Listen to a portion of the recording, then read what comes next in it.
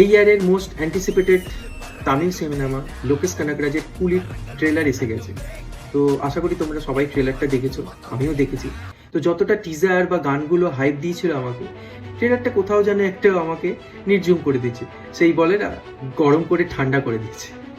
তো ট্রেলারটা খুব একটা আহামরি লাগেনি, কিন্তু ট্রেলারের ভিতরে অনেক ছোট ছোট সিকোয়েন্স আছে যেগুলো লোকেশ কানাগরাজ লুকিয়ে রেখেছে। আর সেটা হলো ঘড়ির সিকোয়েন্স।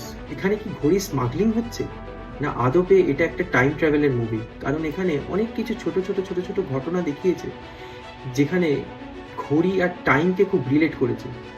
তো এটা কি মাস মুভির সাথে সাথে একটা সায়েন্স ফিকশন মুভি হতে চলেছে, না নো ডাউট একটা মাফিয়া গ্যাং এবং এই যে ড্রাগ ডিলিং এই ধরনেরই সিনেমা হতে চলেছে, বা এটা কোনো এলসিউর পার্ট? এখনো আমরা জানি না এটা এলসিউর পার্ট কিনা। এটা লোকেশ কানাগরাজ বলেছে কোনো মতেই এটা এলসিউর পার্ট নয়, কিন্তু বলা যায় না কোথা থেকে বেরিয়ে গেল এটা এলসিউর পার্ট।